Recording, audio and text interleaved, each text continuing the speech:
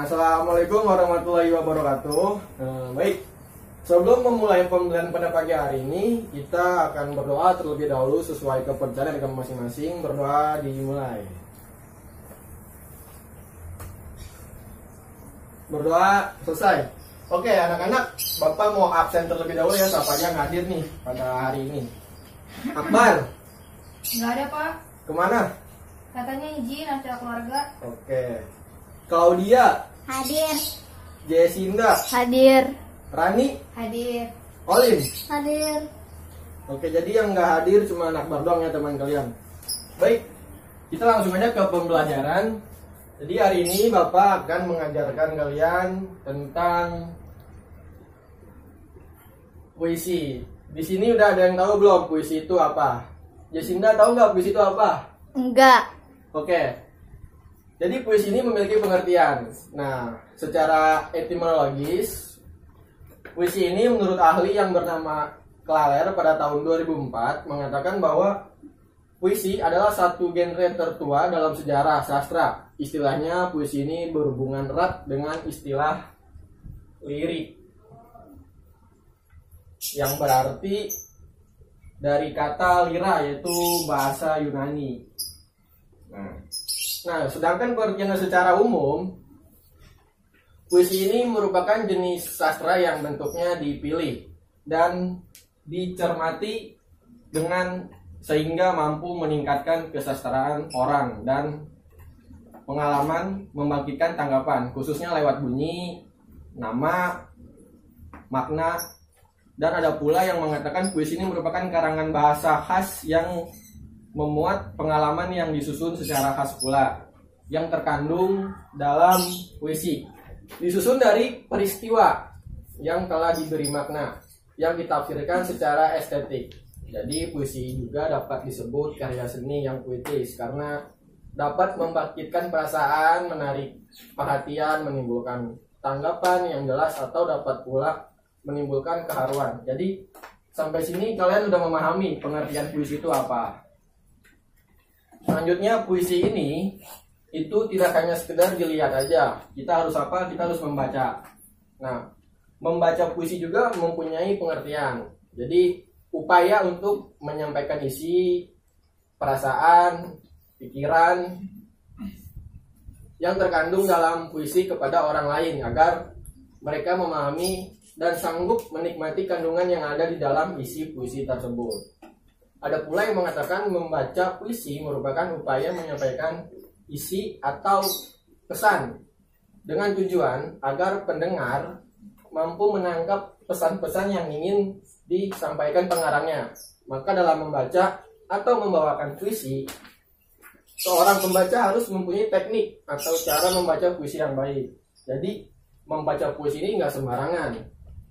Membacakan puisi tidak hanya dilihat dari segi vokalnya aja, melainkan dilihat juga dari segi ekspresinya dalam menampilkan. Dengan demikian, sudah jelas bahwa untuk bisa membaca puisi dengan baik, tidak hanya diperlukan keterampilan membaca saja, namun juga harus sesuai dan disertai dengan keterampilan. Menampilkan puisi, adapun keterampilan, meliputi yaitu ada ekspresi kita atau mimik wajah yang menunjukkan perasaan hati, senang, sedih, bahagia atau marah. Selanjutnya ada intonasi atau nada kita dalam membacakan atau menampilkan puisi. Selanjutnya ada penampilan atau cara seseorang membacakan puisi yang dapat dilihat dari cara dia menampilkan puisi yang dibacanya. Menampilkan puisi juga dapat dikatakan atau dimasukkan dalam kategori seni gerak, yang dimana gerak dan olah tubuh mengikuti alur puisi yang sedang dibacakan. Jadi sampai sini udah ngerti ya pengertian dengan membaca puisi itu seperti apa. Oke, selanjutnya tadi sudah membahas pengertian dan membaca puisi. Selanjutnya ada unsur puisi. Nah, unsur puisi ini terdapat di dalam puisi terdiri dari tema, rasa, nada, dan amanat atau tujuan. Yang pertama itu tema, dapat diartikan sebagai pokok persoalan yang menarik minat penyair untuk menciptakan sebuah puisi. Selanjutnya ada rasa. Rasa dapat diartikan sebagai sikap dalam membaca puisi, yaitu yang menyangkut persoalan yang dihadapi oleh si pembaca.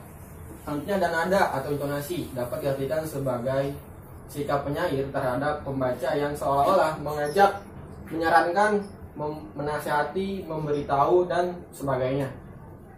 Selanjutnya ada amanat atau tujuan, dapat diartikan sebagai maksud penyair dengan menciptakan puisi secara tersirat yang menyampaikan sesuatu yang berarti bagi orang lain.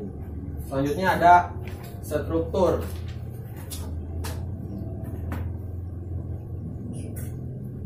Nah, struktur puisi ini yang terdapat atau terdiri dari diksi, imaji, kata, majas, versifikasi, dan tipografi yang akan Bapak jelaskan nih. Yang pertama ada diksi, yaitu pemilihan kata.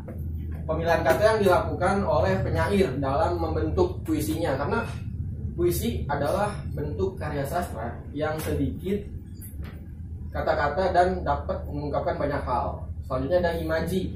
Imaji yaitu susunan kata yang dapat mengungkapkan pengalaman indrawi seperti penglihatan, pendengaran, dan perasaan. Imaji dapat melihatkan pembaca seakan-akan melihat, mendengar, dan merasakan seperti apa yang dialami oleh penyair. Selanjutnya ada kata. Kata konkret, yaitu kata yang dapat ditangkap dengan indera yang memungkinkan munculnya imaji. Kata konkret mampu memberikan gambaran konkret tentang sesuatu. Selanjutnya ada majas atau gaya bahasa, yaitu pengungkapan bahasa untuk pengertian yang khusus, bukan pengertian yang sebelumnya atau lugas. Bahasa dapat menghidupkan atau meningkatkan efek untuk menimbulkan konotasi tertentu. Yang selanjutnya ada versifikasi. Versifikasi yaitu menyangkut irama, rima, ritme, dan metrum. Rima adalah persamaan bunyi pada puisi, baik di awal, tengah, dan akhir baris puisi. Irama mencakup ritme dan metrum, yang artinya penggantian bunyi disebutkan oleh suku kata sehingga alunan suara menjadi tetap. Selanjutnya ada tipografi, yaitu bagaimana puisi itu disusun sedemikian rupa baris puisi tidak disusun dalam bentuk baku, namun dalam bentuk tertentu yang mempunyai makna. Baik, setelah membahas unsur puisi dan struktur puisi, apakah sudah paham atau belum nih unsur puisi dan struktur puisi itu apa? Sudah. Oke, kalau sudah paham, Bapak mau nanya satu-satu. Unsur puisi itu tadi apa aja? Ada yang tahu? Iya Pak, tahu. Apa? Ada tema. Selanjutnya ada yang mau menambahkan lagi nggak?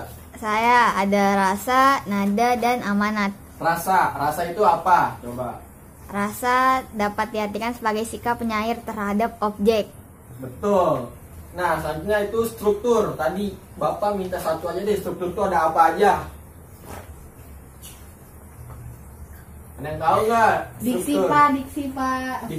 Diksi itu apa? Coba singkat aja deh, diksi itu apa? Pemilihan kata Pak. Pemilihan kata, oke. Sudah pada paham ya unsur puisi dan struktur puisi? Nah, Bapak akan lanjut nih kalau udah ada yang paham. Selanjutnya yaitu Bapak lanjut nih ya ke teknik membaca puisi.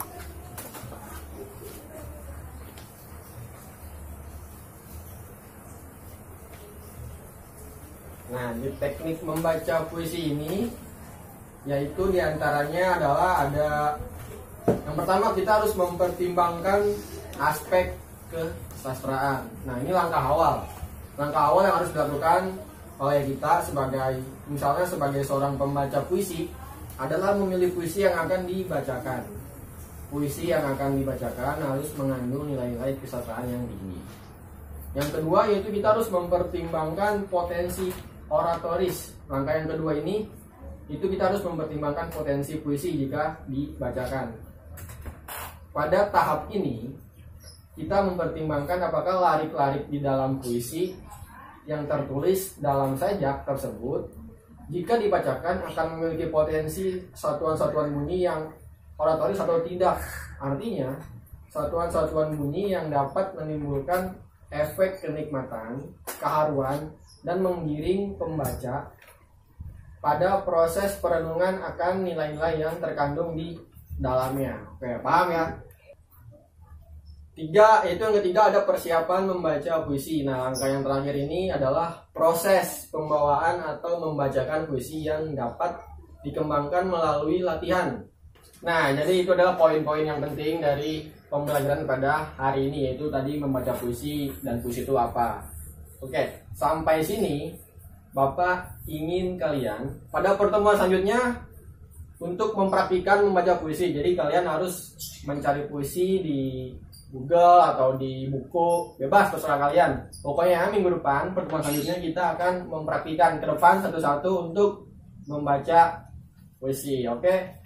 Untuk pelajaran pada hari ini Bapak cukupkan. Semoga dapat terpahami. Assalamualaikum warahmatullahi wabarakatuh. Waalaikumsalam warahmatullahi wabarakatuh.